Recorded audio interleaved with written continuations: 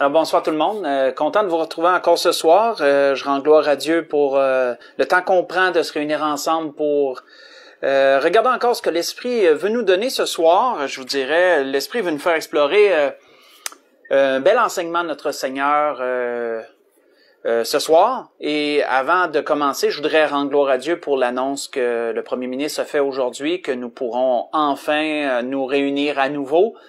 Et en plus de personnes que précédemment. Donc, c'est une nouvelle rafraîchissante, ça fait du bien. Mais ne relâchons pas nos prières et prions le Seigneur qu'il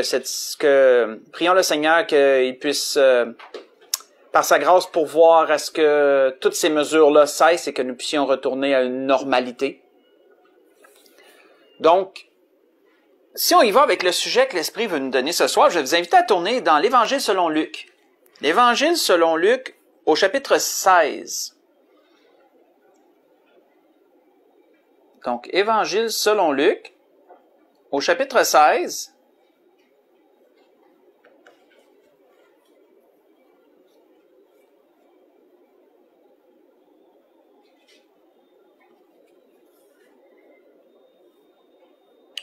On va lire à partir du verset 10 au verset 13.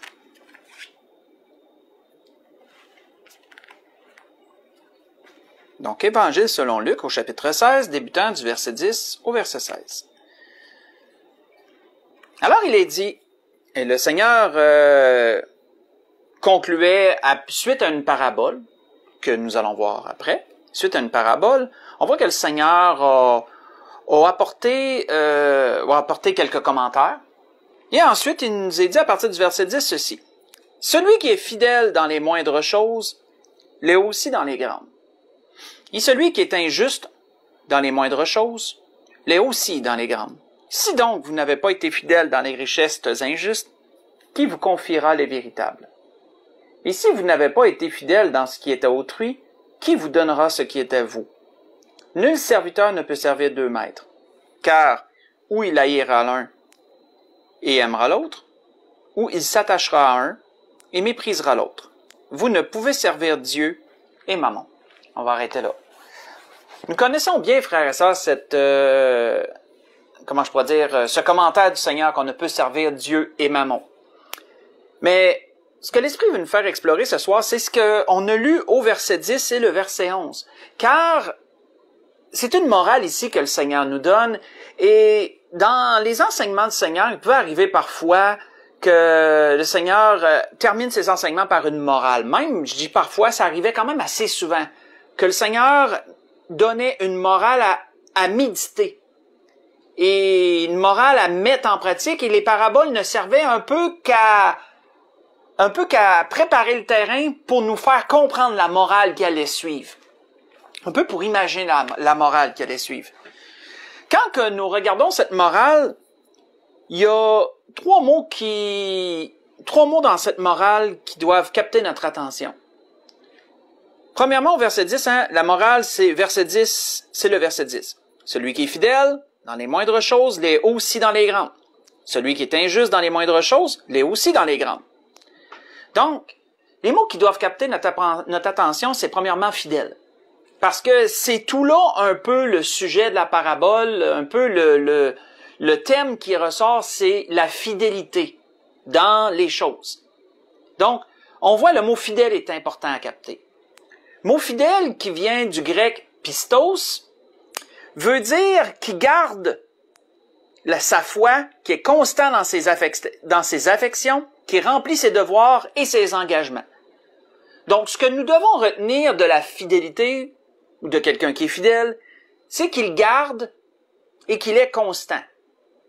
Il garde et est constant, que ce soit dans sa foi, dans ses affections, s'il est fidèle à son époux, épouse, pour les deux sexes, si, mettons, il est un ami fidèle, ça veut dire qu'il garde son affection. Peu importe ce qui va arriver, s'il est fidèle, il va garder, il va être constant dans l'affection. Dans la foi, dans l'affection, ça peut être aussi dans les devoirs qu'il a, mettons, au travail ou des tâches, etc. ou des engagements quelconques. Hein. Si quelqu'un s'engage dans une entreprise quelconque, si c'est quelqu'un de fidèle, ben on peut compter sur lui. Il va garder et va être constant en ça.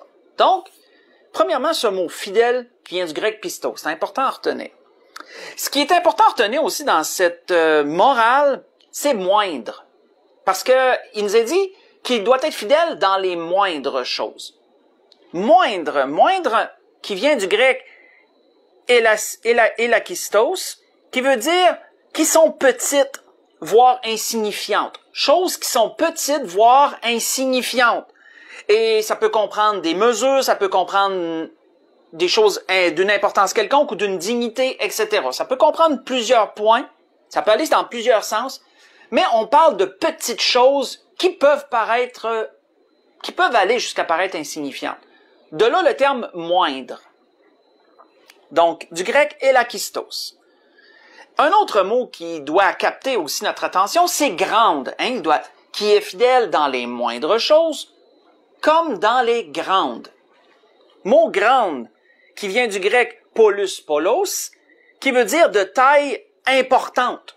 De taille importante, que ça aille dans le sens de longueur, que ça aille dans le sens de volume, de quantité, de durée, etc.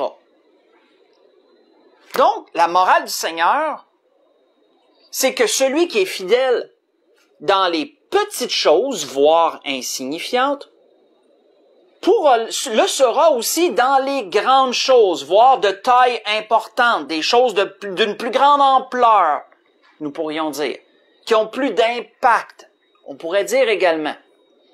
Et inversement, mais celui qui est injuste dans les moindres choses, le sera aussi dans les grandes.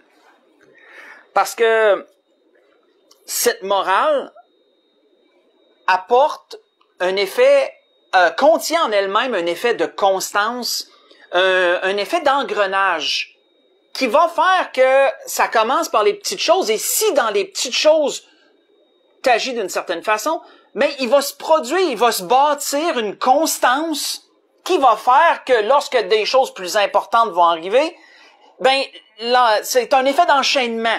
C'est un effet d'enchaînement et donc ça va enchaîner que dans les grandes choses, tu vas agir comme tu agis dans les petites choses.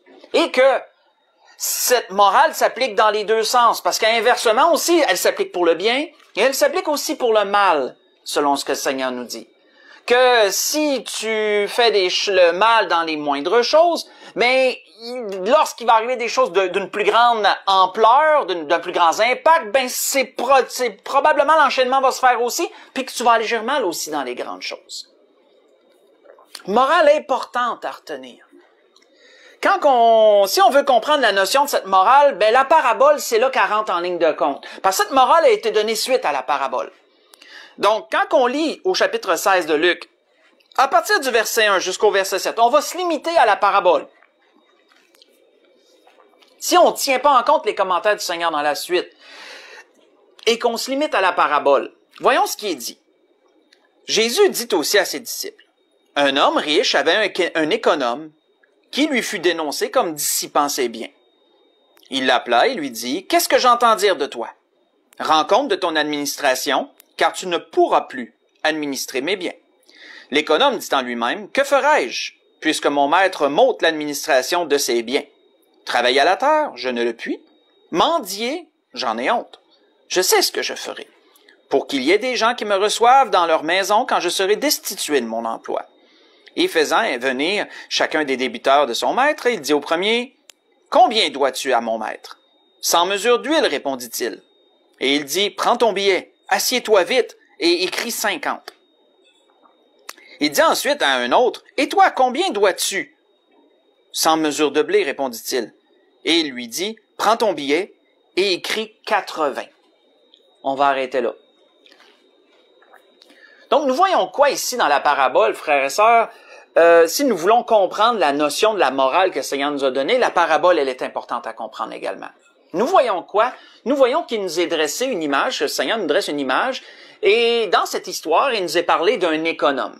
Un économe, c'est quelqu'un qui s'occupe d'administrer les biens d'une autre personne. Autrement dit, de faire que les dépenses soient justifiées, qu'elle soit de moindre possible, sans couper sur la qualité des produits, que cet argent-là même puisse être bien comptabilisé, avoir un bon compte-rendu et également bien investi pour qu'il y ait même que l'argent rapporte. C'est vraiment une gestion globale des biens de quelqu'un, un administrateur, un économe, le mot même le dit. Mais on voit que cet homme a été qualifié comme dissipant les biens de son maître. Ça dresse quel genre de portrait de cet homme-là? Ce qui est intéressant quand on regarde le mot grec pour dissiper, le mot grec c'est diascorpizo. Diascorpizo qui veut dire dissiper, mais qui implique, et c'est là que c'est important, qui implique le désordre, le gaspillage, la dilapidation. Donc, il nous est dressé quoi? Il nous a dit quoi? Le Seigneur nous dresse le portrait d'un homme qui fait son travail tout croche. Un homme qui tient mal ses comptes, un homme qui gaspille dans ses dépenses, un homme qui ne prend pas garde à de la façon qu'il fait fructifier l'argent de son maître. Dans le fond, un tout croche qui fait bien mal sa job d'économe. On pourrait dire ça en bon québécois, on peut dire ça. Un tout croche qui fait bien mal sa job. Qui la fait pas pantoute même. On pourrait aller jusque-là. De sorte que lorsque le maître s'est rendu compte de la façon qu'il gérait, ben, il s'est dit tout de suite, je laisserai pas ma fortune plus longtemps, il est en train de, il va pas me ruiner, mais tu sais, il est vraiment en train de faire un gâchis. Donc, il a dit, regarde, qu'est-ce que j'entends, t'administreras plus mes biens pantoute. Mais, qu'est-ce que l'économe infidèle a fait? C'est là que la morale rentre en jeu, frères et sœurs. Parce que cet économe était infidèle jusque dans les moindres choses, là. Il tenait tout croche ses affaires. Jusque dans les moindres petites choses, on peut s'imaginer que cet homme-là est un tout croche. Mais qu'est-ce que ça l'a fait lorsque son maître lui a annoncé qu'il allait être destitué, qu'il allait être licencié? Ben, ça lui a pas posé de cas de conscience d'être infidèle dans les grandes choses aussi. Regardez ce qu'il a fait avec les billets à des gens. Hein, combien tu dois à mon maître? T'en dois 100? Ben, marque 50. Combien tu dois? T'en dois 100? Marque 80. On peut voir que cet homme-là a eu aucun cas de conscience de falsifier énormément les billets des débiteurs de son maître. La morale du Seigneur nous le démontre. Celui qui est fidèle dans les moindres va l'être dans les grandes. Il y a une constance qui va se bâtir. Il y a un effet d'enchaînement qui va se faire. Mais celui qui est infidèle dans les moindres, ben regardez comment il peut devenir infidèle dans les grandes. L'enchaînement va se faire également, et où qui aurait dû avoir un cas de conscience, ben la conscience va être pas mal plus élargie, il n'y en aura quasiment pas. Donc, on peut voir que la morale du Seigneur se tient à travers de la parabole. Mais, grâce à Dieu, frères et sœurs, la morale, elle se tient aussi dans le bon sens. Lorsque je méditais sur ça, avant d'enchaîner avec un peu le bon côté un peu de cette morale-là, et il y en a un bon exemple que l'Esprit veut nous donner ce soir, moi, l'économe infidèle et sa façon d'agir, l'Esprit m'a fait un lien, moi, avec Judas. L'Esprit m'a fait un lien avec Judas, frères et sœurs. Quand on regarde dans le peu de choses qu'il nous est dit à propos de Judas, Jean nous dit clairement, si vous voulez le prendre en note dans Jean 12, verset 6, que Judas était un voleur, que Judas pigeait dans la bourse, que lui tenait, c'était lui un peu qui était l'économe, on pourrait dire, du groupe, d'économe du Seigneur et des apôtres et des dons qu'il recevait. Et comme l'économe infidèle, Judas était un économe infidèle. Judas était quelqu'un qui tenait mal les comptes et qui même, il volait dans ça. Et certainement qu'il devait falsifier un peu, qu'il devait mentir pour pas que ça paraisse, pour pas que ça se sache, etc. Mais regardez que dans les moindres choses, il a été infidèle et ça l'a amené jusqu'à vendre le Seigneur. Donc, celui qui est injuste là, et infidèle dans les moindres choses, ben, il va avoir un effet d'enchaînement. Il va avoir une constance et ça peut l'amener à être infidèle et injuste aussi dans les grandes choses. Et le cas de Judas est un bon exemple, un peu comme l'économe infidèle qu'on voit ici.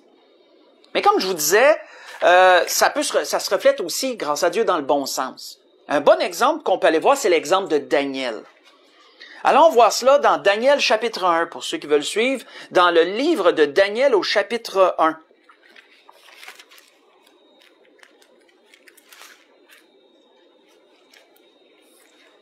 Dans le livre de Daniel au chapitre 1. On lit à partir du verset 3 jusqu'au verset 5, jusqu'au verset 8. Verset 3 au verset 8. Il nous dit quoi? Dans Daniel chapitre 1, on débute au verset 3 jusqu'au verset 8. Et pour vous mettre dans le contexte, lorsque Jérusalem a été prise par Nabuchodonosor, roi de Babylone, la première chose qu'il a fait, la première déportation, c'est que le roi a pris les princes, il a amené les princes, il a amené les gens de haut rang qui étaient à Jérusalem, il les a amenés captifs à Babylone, il a laissé le restant là. Parce que la conquête de Jérusalem s'est faite en plusieurs étapes. La première étape, ça a été d'enlever les gens d'importance, d'esclavager les gens d'importance, les amener à Babylone. Et ça comprenait aussi les enfants importants, les enfants de gens importants. Et la façon que Nabuchodonosor agissait, il prenait des enfants intelligents du peuple qu'il avait dominé, prenait des enfants de classe importante et qui avaient certains traits, comme il nous a dit. Le roi, je vais laisser la Bible parler. Le roi donna l'ordre à Ashpenaz, chef des eunuques, au verset 3, Daniel chapitre 1, chef de ces eunuques, d'amener quelques-uns des enfants d'Israël de race royale ou de famille noble, de jeunes garçons sans défaut corporel, beaux de figure, doués de sagesse, d'intelligence et d'instruction, capables de servir dans le palais du roi et à qui l'on enseignait les lettres et la langue des Chaldéens. Le roi leur assigna pour chaque jour une portion des mets de sa table et du vin dont ils buvaient, voulant les élever pendant 3 années, au bout desquelles ils seraient au service du roi. Il y avait parmi eux, d'entre les enfants de Juda, Daniel, Anania, Michaël et Azaria. Le chef des eunuques leur donna des noms. À Daniel, celui de Belchatsar, à Anania, celui de Shadrach, à Michaël, celui de Méshach, et à Azaria, celui d'Abed-Négo. Daniel résolut de ne pas se souiller par les mets du roi et par le vin dont le roi buvait, et il pria le chef des eunuques de ne pas l'obliger à se souiller. Dieu fit trouver à Daniel faveur et grâce devant le chef des eunuques. On va arrêter ici. Donc, nous voyons quoi ici, frères et sœurs? Suite à ce que ces jeunes hommes ont été arrachés de leur tradition, de leur terre natale, de leur tradition, et amenés dans un pays inconnu, avec des traditions différentes, des mœurs différentes, et qu'ils ont été obligés. C'est sûr que leur situation valait mieux qu'être esclaves dans la misère, certes, mais il leur avait été quand même imposé de manger les mets du roi et ensuite d'étudier pour apprendre la langue des Chaldéens. Ici et ça. On voit que Daniel notez que c'est Daniel qui a premièrement résolu de ça. Hein. Il nous est pas dit que c'est les 4 qui l'ont eu en même temps. Daniel s'est résolu et les autres ont suivi Daniel, ce qu'on peut en convenir, par conclusion. Les autres ont suivi Daniel. Daniel a résolu de ne pas se souiller avec les mets du roi. Pourquoi? Ben parce que les viandes que le roi mangeait étaient sacrifiées à leur dieu, donc étaient sacrifiées à des idoles, provenaient de sacrifices idolâtres. Et en plus, ben il y avait certaines de ces viandes qui étaient interdites aux Juifs de manger, des viandes considérées impures selon la loi de Moïse. Donc les Juifs n'en mangeaient pas. Il y avait ça. Et en plus, peut-être d'autres choses. Ça aurait été facile pour eux de dire, ben, on est en territoire inconnu. On n'est pas dans nos traditions ici. On n'est pas dans nos mœurs. Ça serait quoi de s'adapter? Hein, puis de manger les mets du roi, puis de juste faire une entorse à cette portion-là de la loi. Il n'y a pas un sacrificateur aux côtés de nous autres pour nous taper ses doigts. Il n'y a pas personne qui peut nous condamner parce qu'on est protégé par le roi. Pourquoi on ne plierait pas dans cette petite chose-là? Parce que personne aurait pu les punir selon la loi de Moïse, puisqu'ils étaient à la cour du roi. Mais, dans ce qui peut sembler pour certains de moindre importance, ils ont décidé de demeurer fidèles à la loi de Dieu. à la loi de Moïse. Ils ont décidé de demeurer intègres et droits et fidèles au commandement du Seigneur. Et ils ont mis Dieu à l'épreuve et Dieu leur a ouvert la voie. Dieu a touché le cœur de l'eunuque et il a fait un test de 10 jours, comme Daniel a suggéré, et on voit que Dieu a pourvu qu'ils engraissent quand même avec un régime de légumes et de l'eau. Et ça paraissait pas en fin de compte qu'ils se nourrissaient avec des légumes, donc tout a été correct pour tout le monde, puis c'est les autres qui mangeaient les mets du repas. Eux autres, comme ça, ils sont demeurés fidèles dans les moindres choses. Et ça, frères et sœurs, ça peut sembler banal, mais ça l'a amené quoi? Premièrement, au verset 17, ça nous est dit que Dieu accordait à ces 4 jeunes gens de la science, de l'intelligence, dans toutes les lettres et de la sagesse. Et Daniel expliquait toutes les visions et tous les songes. Daniel a été celui qui a initié le mouvement. Dieu lui en a donné plus. Les autres ont quand même décidé d'être fidèles. Dieu leur a donné beaucoup. Parce que notre Dieu est comme ça. Dieu agit ainsi. Comme David le disait dans un psaume, il est dit ceci, en parlant de Dieu, en parlant de sa façon d'agir, il est dit, avec celui qui est bon, tu te montres bon. Avec l'homme droit, tu agis selon la droiture. Et avec celui qui est pur, tu te montres pur. Disait David, en parlant de Dieu, dans le psaume 18, verset 26, et une partie du verset 27. Ils ont mis Dieu à l'épreuve, et Dieu a agi en leur sens. Mais le fait, frères et sœurs, d'avoir été fidèles dans ces petites choses, dans ces moindres choses, même s'ils étaient à l'abri du regard de certaines autorités religieuses de l'époque, même s'ils étaient en territoire inconnu, avec des mœurs inconnues, etc., toutes les excuses auraient été là, mais non, même malgré tout ça, parce qu'ils ont été fidèles dans les moindres choses, ça l'a amené quoi, frères et sœurs? Ça l'a amené qu'ils ont pu être fidèles dans les grandes. Qu'est-ce que je veux dire par là? Je le lirai pas. Si vous voulez, excusez-moi, le relais pendant la semaine. Pensez à Daniel 3, lorsque les 3 amis de Daniel ont eu à faire face à l'adoration de la statue que Nabuchodonosor avait érigée et qu'ils ont été jetés dans la fournaise ardente à cause du refus d'adorer cette statue. Ils ont été capables d'être fidèles dans les grandes choses. Pourquoi? Parce qu'ils ont été fidèles dans les moindres choses. Et on peut voir le même principe avec Daniel. Lorsque Daniel lui a été dit qu'il devait prier Darius et non son Dieu, Daniel est allé comme d'habitude, ouvrir sa fenêtre en direction de Jérusalem et il a prié 3 fois le jour son Dieu comme il le faisait tout le temps. Et il a été jeté dans la fosse aux lions pour ça. Et Daniel, tout comme ses amis, est demeuré fidèle dans les grandes choses. Pourquoi? Parce qu'il a été fidèle dans les moindres choses. S'il y a une chose, frères et sœurs, que l'humain banalise, c'est l'effet d'entraînement de cette morale que le Seigneur a amenée. C'est la constance qui va se bâtir au fil du temps dans nos agissements en rapport avec la morale du Seigneur. Ça, l'être humain banalise beaucoup ça. Mais c'est un fait. C'est un fait avéré. Que si t'en laisses passer sur des choses petites, lorsque les grandes choses vont arriver, déjà là, tu vas être biaisé. Déjà là, tu vas avoir tendance à en laisser passer dans les grandes choses aussi. Mais si tu as une certaine rigueur dans les petites choses, c'est le même effet d'entraînement que dans les grandes choses, ta rigueur va demeurer aussi dans les choses de plus grande importance. C'est un fait non négligeable. Et la morale du Seigneur le démontre.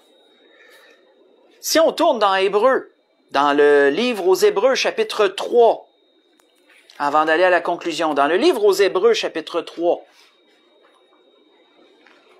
quand on regarde l'exemple du Seigneur, parce que c'est toujours notre modèle, le Seigneur est toujours l'exemple vers lequel on doit regarder, le modèle à suivre. Qu'est-ce qui nous est dit à propos du Seigneur? Dans Hébreux chapitre 3, versets 1 et 2.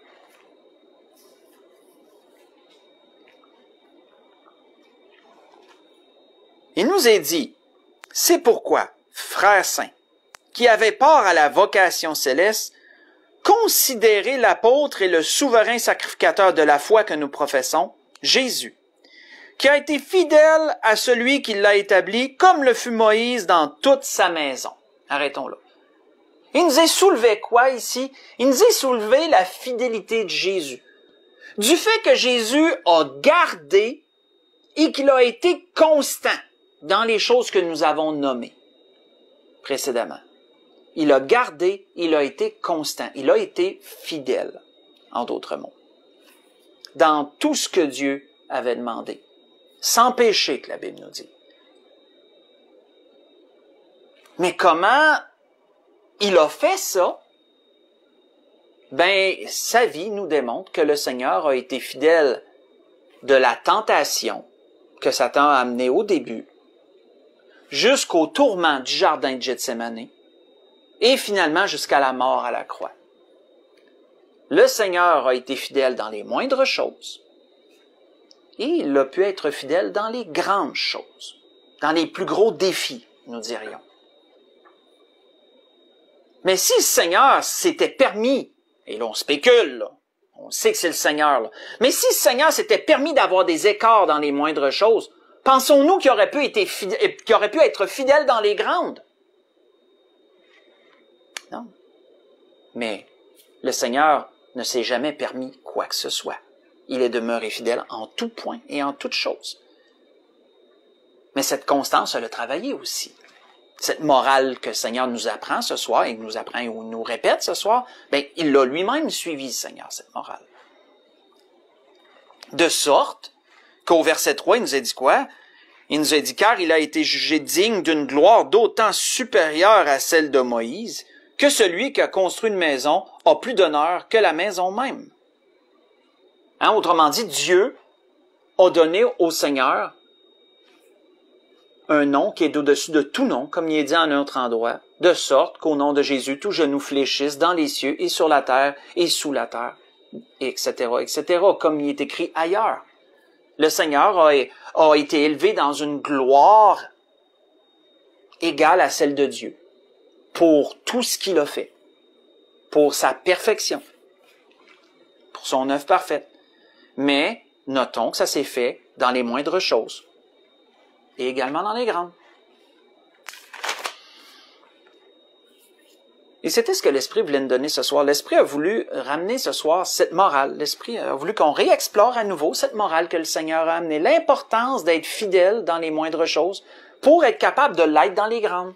Et qu'inversement, si on est injuste dans les moindres choses, mais on va être aussi injuste dans les grandes choses également, à cause de l'effet de constance, de la constance et de l'effet d'entraînement que ça produit au fil du temps. Pour conclure, dans 1 Corinthiens chapitre 4, 1 Corinthiens chapitre 4 pour conclure, ce que l'Esprit a voulu nous donner ce soir. 1 Corinthiens chapitre 4.